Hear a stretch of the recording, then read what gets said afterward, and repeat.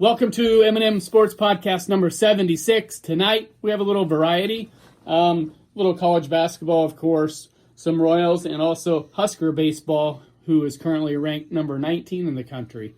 We're going to start with Nebraska basketball. Hell of a season.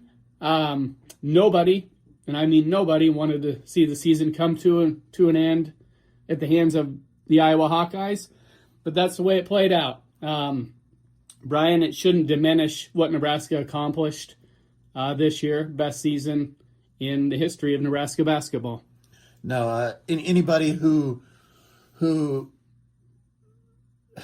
has a different opinion than that is wrong, because I mean we weren't predicted to be anywhere near the top of our own conference, let alone get to the Sweet 16, and let alone be about 2.5 minutes away from taking that step to the Elite Eight. So right. So this team maybe outperformed what the outsiders thought they were capable of, but I'm guessing Coach Hoiberg and the staff probably saw this coming a little more than the average person. But I mean, I had more fun watching Husker basketball this year than I ever have in my life, and that's something nobody, not even Iowa, can take away from me. Exactly. And like we talked about, in my opinion, in your opinion, probably in the eyes of many, this is sustainable. This is just the start of things. Yeah. I believe that Iowa and Nebraska, honestly, are both going to be in the mix for years to come. Mm-hmm. Iowa, a very well-coached team. Nebraska as well. Recruiting, I think this will obviously help both schools with recruiting, needless to say. Yeah, it's not going to hurt it. So, yes, the possibility is there that, these schools could meet again in the big tournament. Obviously, they're going to see each other, plenty in the regular season. So, plenty of opportunities, we'll say, to even the score with Iowa. But credit to them. Yeah. I'm ready for the day when Nebraska starts winning some football games against Iowa and basketball games, but for both teams to be in the tournament, that's a good thing for sure. Yeah, and I've kind of brought this up in the past, and I've spoken with a lot of people over the last couple of weeks about this. The reason I feel like it stings more to me is the fact that we got ousted by Iowa. Right. Had it been Florida, had it been whoever, Vanderbilt, whoever, it's like, okay, big deal. But we got ousted by our neighbor, by our conference foe / rival, by a team we're going to see, a couple times a year every season. That's what made it difficult. Mm-hmm. But our team, these guys played so well all season. They wore their emotions on their sleeves. I hope that Coach Hoiberg is able to keep some of the players that have not exhausted their eligibility. Somebody like Braden Frager, especially. Yes. We're going to need him. Yeah, we need all of our pieces back. Yep. And then obviously we'd like to add some guys to go with them. Yep. And I think between getting those wins in the tournament, getting that national exposure, that exposure is huge. And the fan support. Yeah. I mean, playing at Pinnacle, yeah. That should say something to these kids that maybe had a great season somewhere else, maybe on a smaller scale, or even for a big university that just wasn't successful. Sure. Let's lure them to Lincoln, and yeah, I do. I think this is definitely sustainable, Eric. Right. No, the most rewarding season for all Nebraska fans, like I said, that have gone through the bad moments over the years to get rewarded this year, to see 2 tournament wins. It felt great, for sure. And you brought up the fans, just the way our fans not only supported us at home, but we saw in the postseason the way they traveled. This is a hungry fan base. We know that. We know our football fans have been starved for the better part of 25 years now. But these basketball fans turned out this season. They supported this team, even when we maybe struggled there down the stretch of the regular season. Our fans were still there, and I'm just excited to see where this takes us for next season. It's gonna be a lot of fun here the next few weeks to see maybe what pieces we're able to add, and just start getting ready for next fall. Exactly. All right, as far as college basketball in general, we're down to the Final Four, Brian, to be played in Indianapolis starting Saturday, just after 5 o'clock. We have Illinois against Connecticut. Connecticut taking out Duke was the big storyline, of the Elite Eight games. UConn, refusing to lose, down by 19 points against Duke. They come back, hit a about 40-foot three-pointer with 0.3 seconds left to cap that comeback off with an amazing win. Yeah, I'm still trying to figure out why Duke didn't just take a foul there at the end instead of trying to do what they did when they turned the ball over. But what a finish for sure. A dangerous team just became a little more dangerous. Exactly. When you win a game like that with the talent that UConn has, with the head coaching pedigree of Danny Hurley, 2 national titles, I wouldn't want to be Illinois. Does that mean that Illinois can't beat them? No, that's not what I'm saying. I'm saying Connecticut found a way to survive, advance, and watch out now. That confidence. That's what I would say. Their confidence just exploded. Exactly. With that win. They're feeling 10 feet tall and bulletproof now after coming back like that against Duke. Yeah, against what many people thought was probably the best team in college basketball. Right. Yeah. Vegas, both these games, they have Illinois as a 2-point favorite over Connecticut, saying 2 pretty evenly matched teams. Yep. Then they have Michigan as a 1.5-point favorite against Arizona.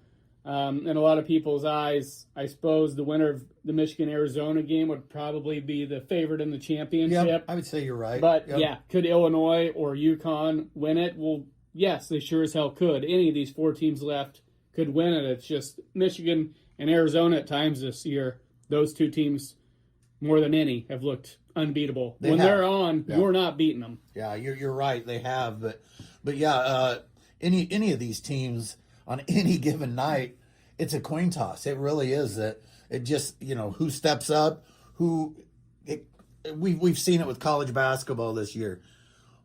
A lot of these games really can come down to just one possession, a turnover here, a basket there, free throw. I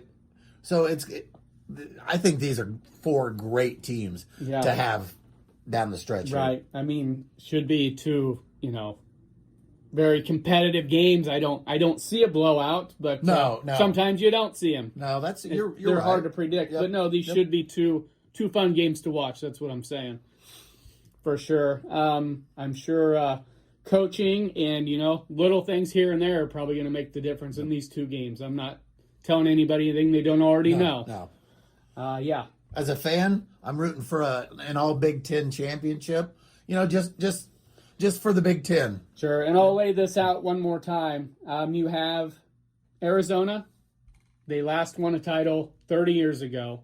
No team from out west has won one since that 1997 Arizona championship. Wow. Then you have the Big Ten. Wow. Last Big Ten team to win it, Michigan State in 2000. So you have the possibility of somebody breaking a long drought unless UConn wins it, and then we'll still have the same criteria going into next season. I don't necessarily normally go into these games saying I'm rooting against anyone, but I will be rooting against the Huskies. Okay. For sure. And something I looked up, since Michigan State won that title in 2000, I was curious on this, the Big Ten has played in 8 title games, and they've lost every one. That's unbelievable. They are 0-8 in championship games since Michigan State last won that title in 2000. Well, so they've had opportunities. They have, 8 of them to be exact, and haven't capitalized on any. well, the easiest way to remedy that is for the two teams to win their final 4 games, Right. and then one of them's got to win. So Yeah. let's see what happens. Yep. Yeah, Michigan and Illinois. Michigan would be going for their first title since 1989. Yep. They've had at least, I know, a handful of opportunities since then and haven't been able to come through. So That team was led by Glenn Rice, if I remember right. Yep, that's correct. That was a fun team to watch back then. They defeated P.J. Carlissimo and the Seton Hall Pirates. Okay. Yep. That's a great fact there. That we all know what happened in the mid 90s, early 90s with the Fab Five at Michigan, but maybe the greatest assembled Group of talent athletes. To not win it. Yeah. But it always goes to show you it's not always the talent that wins the games. It's how you play together, and that team just could never quite get there. Exactly. Let's move on to some college baseball, Eric. Husker specifically. You mentioned at the top of our podcast here that the Big Reds rated 19th nationally. 23-6 record. Great record. The biggest difference between this team and the past few years, this team's winning the midweek games. Right. In the past few years, Will Bolt's teams have really struggled with those midweek games when you're going and you're playing UNO, you're playing Creighton, you're playing teams like that we have historically struggled. We've always been good at the weekends. This year we've found a way to correct that, and we're undefeated at home right now. 29 games into the year, we're 12-0 at home. That's awesome. We literally have teams competing right now to see who can outdo the next sport. We'll say, right? Yeah. We're 8-1 in conference play. The only loss came to the Michigan Wolverines, so that's pretty damn impressive in itself. Batting average wise, we're batting at .317 as a team right now, pretty solid. Team ERAs at 4.34, which in college ball, that's a pretty solid ERA working for you. It was just announced here recently that infielder Dylan Carey was named a midseason All-American. He recently broke the school record for career doubles. He's batting .403 right now, 8 home runs and 43 driven in. Impressive. Yeah, that's you're gonna take that every chance. Damn right. Case Sanderson, another one. He's batting .364 with 39 hits and 24 driven in. Our pitching staff has been solid. Ty Horn's been our Friday night starter. ERA of 3.31. He's got 38 Ks on the year. Carson Jassa, dude's 5-1 right now. 4.11 earned run average. He struck out 55 batters. And then our Sunday kid that stepped into the Sunday role, Cooper Katsky. He's 4-0 with a 2.56 ERA. And I mean, this kid struck out 39 batters, Eric. He's only walked 6. I mean, that's exactly what you're looking for. Yeah. I mean, make the opponent beat you. Don't hand him anything. No, that's it. When you keep those runners off the base, you limit their opportunities. Good things are going to happen for you. Since the beginning of March, which we are currently, today is April 3rd, we're recording this. Since the beginning of March, we've only lost twice. One of those losses came to the number 7th ranked Auburn team. The other one we lost to Michigan. Even a better stat, We've won 18 and 19 games right now. Yeah, that's running pretty hot. I mean, that's running real hot. right? Yep. Just a tear right now. We're hitting the ball well. We're driving in runs. We've had a little power out there. Our pitching staff overall, we've struck out 287 batters. We've walked 129. So we have a great ratio there. Big win earlier this year over Florida State, who is currently inside the top 10. This team, like I said, the biggest difference that I've seen this year is these midweek games. As long as we keep going out and winning these Big Ten games on the weekends, we've built this record up pretty well right now that, barring some major injury or just completely laying an egg down the stretch, we should be in pretty good contention for a postseason berth this year. Right. Yeah, right now we're in second place in the conference, smack dab in between the two West Coast schools. Nebraska is second place. UCLA's 12-0, leads the conference at 12-0, 26-2 overall. And then Nebraska at 8-1 in conference, 23-6. USC at 10-2. So there's your top three right now: UCLA, Nebraska, USC, and then the Oregon Ducks come in at fourth right now. And Nebraska will play both USC and Oregon at some point this season, which is exactly what you're looking for. You want to be as battle tested as possible, play the best teams in your conference, and see where you stand. Yeah, you've got outside of Nebraska, you got two ranked opponents right now from the Big Ten. The Oregon Ducks come in at 15th right now. Okay. And currently, according to Division1Baseball.com, UCLA is the top ranked team in the country. So nice. That's maybe not quite as many Big Ten teams in the mix as we would like to see, but still a lot of season left. And Nebraska's and they've got themselves in a great spot right now. And yeah, they're way out ahead of things right now. Yep. Just continue to win the series you're supposed to win, and then hope to be competitive and maybe steal a series from a team that on paper might be better than you, we'll say.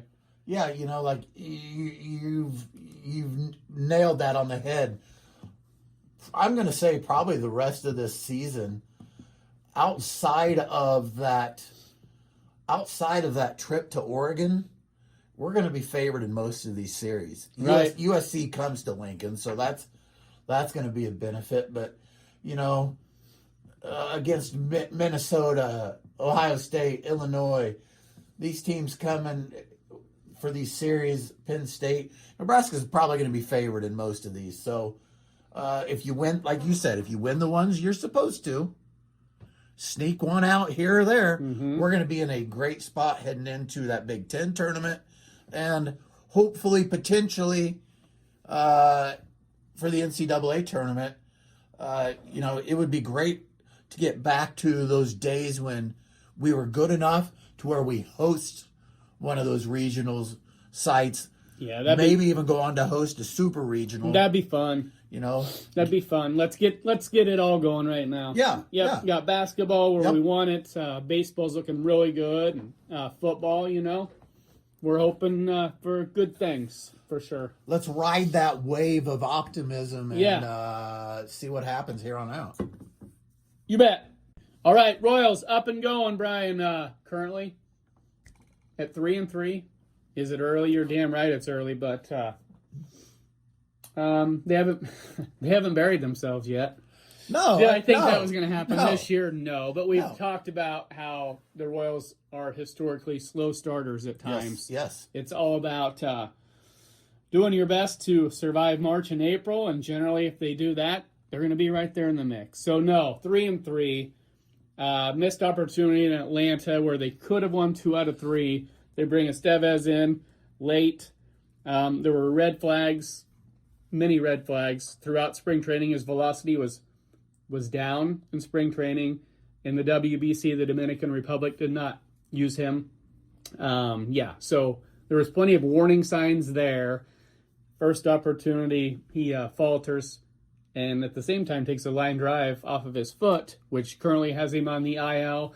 So just get healthy, get back at some point. There's plenty of depth, plenty of arms to step up and hopefully fill that void, because he had a hell of a season last year. He led baseball in saves. Sure. We want that version of him back. So take your time with him, let him get 100%, get that velocity back to where it needs to be, and everything will be fine. Yeah, we know, like, our pitching stable's pretty deep right now between Kansas City and even what we have down at Omaha right now. There's some depth there. We're gonna need that depth to get through this. But I couldn't agree more with you. You don't want to rush this at all. You want to make sure he's healthy, because you're not going to win a division in April. Yep. You're not. So no matter what we do over the next few weeks, we're not going to win it, and we're not going to lose it either. Sure. So let's get him healthy, and at the same time, we'll continue to build that depth. These other guys that step up, they're going to get called upon throughout the season, and they're going to be able to use this opportunity that they're getting to help them out when they're put in those other situations. What is the one good thing about an injury? It creates an opportunity for somebody else. Yes, yeah, Yep. yeah. And in this scenario, I do think we have the horses to absorb this energy. Yeah, injury. Sorry. My assumption is that Urseg will move into the closer role. Yeah. Feel very confident there. Yeah. And other guys have already stepped up bullpen wise. They're 3-3, but I really like the direction things are trending even this early in the year, because I look at numbers, and yes, early. I'm going to continue to emphasize that, so you don't want to get too high or too low. Sure. Small sample size. Based on all of 6 games of a 162-game season, but I'm looking at Caglione, and I'm thinking, boy, it'd be nice to see him get off to a good start. Yep. Salvador Perez, worried about him? Nope. Bobby, are worried about him? Nope. Nope. Caglione's one. We wanted to see get off to a good start. He's currently at 333. Yeah. Exactly what you're looking for. Couldn't be happier. Kyle Isbell, currently at 500. Is that going to continue? Hell no, but it doesn't matter. Another dude that, hoping get off to a good start, get him a little confidence. Yeah. Yep. Jonathan India. He's had a better start. You know? Overall, not great, but he's trending in the right direction. Yep. Carter Jensen, just a couple hits so far, but just need to buy him an alarm clock the way it sounds. He got punished for that. Yeah, He got pulled from the starting lineup. Let's hope it's a one-time deal. Yeah, I don't think it's anything to be concerned with, but I think he's 22 years old. I believe it's because he is such a young kid. Yeah. You want to let him know that's not the way we do things. No, you're being paid to, and you're being paid very well, and you have teammates who are relying on you, and if you're not able to hold up your end of the bargain, you will be punished. And I do not see him making that mistake again. No, I don't either. Nope. I think everything will be fine, so no need for people to blow it out of proportion. No. So far, the starting rotation has been the strength. Sure. Through 6 games, that should surprise absolutely nobody. Nope. Exactly what you're looking for. Effective starters take the burden off of your bullpen and just make things a hell of a lot easier throughout the course of the season. Yeah, you get those starters to give you 5 or 6 innings of solid baseball. Like you said, it takes a lot of pressure off those guys that are needed in the 6th, 7th, 8th inning, and obviously your closer comes in. Our setup guys are going to have them in a solid position, ready to go. Right. But no, Royals did start off the year 0-2. So the one thing that you wanted to avoid when going to play Atlanta, who's going to have a good team, is you don't want to get swept. No. They lost the first game, 6-zip, blew the 2-zip lead in the 9th inning on Saturday, end up losing on a walk-off grand slam 6-2. That puts them at 0-2. So Sunday becomes a little more important. Sure. They win, solid win, 4-1 behind a really nice outing from Seth Lugo. And then they take the first two from a division opponent, which obviously those games are always so important. Yeah. Defeat the Twins 3-1, then 13-9 in a high-scoring affair where it was raining and the conditions were not very good. And one Denny Matthews was terrible. very surprised that that game did not get called after 5 innings. Well, I know just seeing the rain mist. I mean, I can't imagine that it was safe to be playing in that. You couldn't see very well. He was very surprised that nobody got hurt from either team. Yeah. Dangerous conditions. They got the 9 innings in. Was it really worth it? I don't know. Yeah. Bottom line is they played a complete game. Nobody got hurt. Luckily, Royals win 13-9. And then yesterday, the Twins salvage the final game of that series, winning 5-1. So Royals currently stand at 3-3, scheduled to play the Brewers tonight. Weather pending, of course. And also, Saturday and Sunday, they host the Brewers before traveling to Cleveland on Monday. Yeah, that series win against the Twins is much bigger than that series loss to the Braves. We know it all comes down to the division. We need to be able to win those division games. Outside of the division, yeah, we'll be competitive, but those games against your division opponents are just, they're worth more. They're weighted more. We need to stay on top of that division, and there's nothing that tells me we can't be right where we want to be. They stay healthy, they're going to be right. Yeah. They're going to be right in the mix. The starting pitching, we knew that would be a strength coming in, and again, yes, small sample size, but those guys are throwing darts right now, so I have no complaints. All right, some baseball predictions. Yes, we know there's been a handful of games played, but that, in a lot of cases that won't dictate who wins the whole damn thing. That's for sure. No, exactly. We know the Yankees. They're at 5-1. It doesn't. They could be 3-3, what have you, and still be a favorite to win the division. Same thing with the Dodgers. Sure. You know how this story goes. Anyway, AL East. That's where we'll start. Good. Yankees at 5-1. The Blue Jays coming off their World Series appearance last year, currently at 4-2. Baltimore 3-3. Tampa Bay 2-4, and I bet Boston's fretting right now. Red Sox at 1-5. Thoughts on this division as a whole?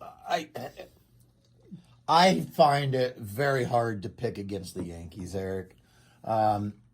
Whether they're there or not, we know they have struggled over the last 15 years to not throughout the regular season, but when they get to the postseason, they've struggled. But it's hard for me to pick against them to win that division right now. Right. Even as good as Toronto has been. And we know the Red Sox will pick up.